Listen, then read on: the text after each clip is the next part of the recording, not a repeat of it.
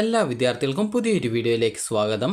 ഈ വർഷത്തെ CPAS അഡ്മിഷനുമായി ബന്ധപ്പെട്ട്, അതായത് centre for professional and advance സ്റ്റഡീസിൻ്റെ CPASൻ്റെ ഈ വർഷത്തെ BSc നഴ്സിംഗ് കോഴ്സ്, അതുപോലെ തന്നെ ഈ ഒരു MLT, അതുപോലെ തന്നെയുള്ള വിവിധ UG കോഴ്സുകളിലേക്കുള്ള പ്രവേശനവുമായി ബന്ധപ്പെട്ടിട്ടുള്ള റാങ്ക് ലിസ്റ്റ് വിദ്യാർത്ഥികൾ പരിശോധിച്ചിട്ടുണ്ടാകും. അപ്പോൾ വിദ്യാർത്ഥികൾക്ക് കൗൺസിലിങ്ങിനായിട്ടുള്ള രജിസ്ട്രേഷൻ നടക്കുന്നത്, അതായത് ഫസ്റ്റ് കൗൺസിലിംഗ് സെഷൻ നടക്കുന്നത് ഈ ഒരു 14-ാം തീയതി, അതുപോലെ തന്നെ 19-ാം തീയതി, അതുപോലെ തന്നെ 21-ാം തീയതി എന്നിങ്ങനെയുള്ള ഡേറ്റുകളിലാണ്, അതായത് ഓഗസ്റ്റ് മാസത്തിലാണ്.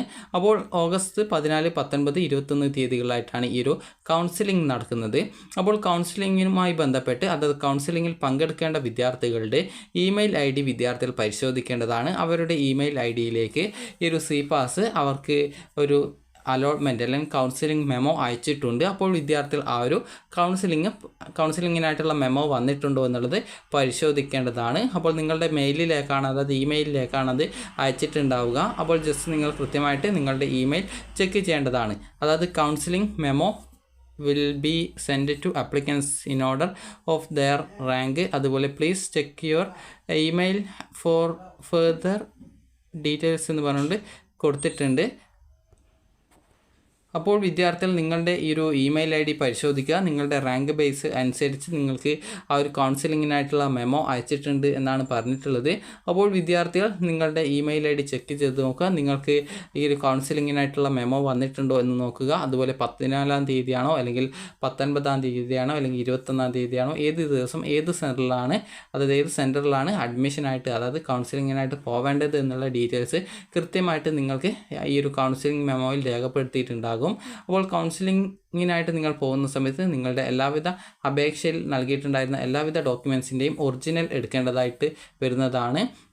അതുപോലെ തന്നെ നിങ്ങൾക്ക് അതുപോലെ അലോട്ട്മെൻറ്റ് കിട്ടുകയാണെങ്കിൽ നിങ്ങൾക്ക് അലോട്ട്മെൻറ്റ് കിട്ടിയുള്ള കോളേജിൽ ജോയിൻ ചെയ്യാവുന്നതും ആണ്.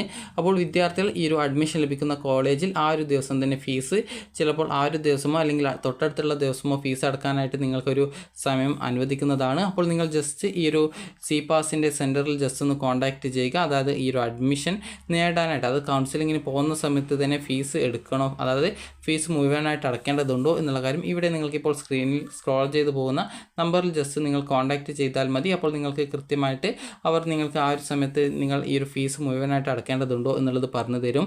നിങ്ങൾക്ക് ഒരു വർഷം വരുന്ന ഫീസ് ഈ ഒരു CPASൽ 1,13,000 രൂപയാണ്. ഈ ഒരു ജനറൽ കാറ്റഗറിക്ക് വരുന്നത്. SC ST OECയിൽ ഫീ കൺസെഷനുള്ള വിദ്യാർത്ഥികൾ എന്നിവർക്ക് വരുന്ന ഫീസ് എന്ന് പറയുന്നത് ഈ ഒരു, അതായത് 12,000 രൂപയാണ്. അതിൽ 10,000 രൂപ കോഷൻ ഡെപ്പോസിറ്റാണ്. അതായത് കോഴ്സ് കംപ്ലീറ്റ് ചെയ്യുന്ന സമയത്ത് നിങ്ങൾക്കത് തിരികെ റീഫണ്ടായിട്ട് തരുന്നതായിരിക്കും.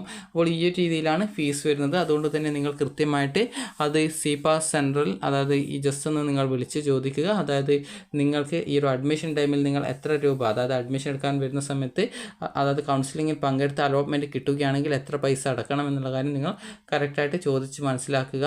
അപ്പോൾ ചിലപ്പോൾ ടോക്കൺ ഫീ എന്ന പോലെ ജസ്റ്റ് ഒരു 25,000 രൂപയാണ് അടയ്ക്കേണ്ടി വരിക. അല്ലാന്നുണ്ടെങ്കിൽ കോഴ്സ് ഫീസ് മുഴുവനായിട്ട് അടയ്ക്കേണ്ടി വരുന്നതാണ്. അതുകൊണ്ട് തന്നെ നിങ്ങൾ കൃത്യമായിട്ട് അത് ഇപ്പോൾ നിങ്ങൾ സ്ക്രീനിൽ കാണുന്ന ഈ ഒരു മൊബൈൽ നമ്പറിൽ കോൺടാക്റ്റ് ചെയ്ത് കൃത്യമായിട്ട് മനസ്സിലാക്കേണ്ടതാണ്. അപ്പോൾ വിദ്യാർത്ഥികൾക്ക് നിങ്ങളുടെ റാങ്ക് ബേസായിട്ട് നിങ്ങളുടെ ഇമെയിൽ IDയിലേക്ക് ആ ഒരു കൗൺസിലിങ്ങിനായിട്ടുള്ള മെമ്മോ അയച്ചിട്ടുണ്ടാകും. ജസ്റ്റ് അത് നിങ്ങൾ പരിശോധിക്കുക. ഈ ഒരു കൗൺസിലിംഗ് കൊണ്ട് ഉദ്ദേശിക്കുന്നത് നിങ്ങളുടെ ഡോക്യുമെൻറ്റ്സ് ഒക്കെ വെരിഫൈ ചെയ്യുകയും നിങ്ങൾ അപേക്ഷയിൽ നൽകിയിട്ടുള്ള എല്ലാവിധ ഡോക്യുമെൻറ്റും കറക്റ്റാണ്, അതിൻ്റെ ഒറിജിനൽ ഒക്കെ ഉണ്ട് എന്നുള്ളത് ഉറപ്പുവരുത്തുകയും ചെയ്യുന്നതാണ് ഈ ഒരു കൗൺസിലിംഗ് എന്നതുകൊണ്ട് ഉദ്ദേശിക്കുന്നത്.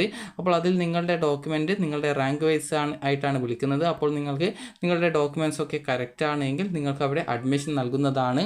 അപ്പോൾ അഡ്മിഷനായിട്ട് വിദ്യാർത്ഥികൾ എപ്പോഴാണ് ഹാജരാവേണ്ടത് എന്നുള്ളത് നിങ്ങളുടെ കൗൺസിലിംഗ് മെമ്മോയിൽ രേഖപ്പെടുത്തിയിട്ടുണ്ടാകും. അപ്പോൾ 14, അതുപോലെ തന്നെ 19, 21 തീയതികൾ, ഓഗസ്റ്റ് മാസം ഈ ഒരു 14, അതുപോലെ 19, 21 തീയതികളിലായിട്ടാണ് ഈ ഒരു കൗൺസിലിംഗ് നടക്കുന്നത്.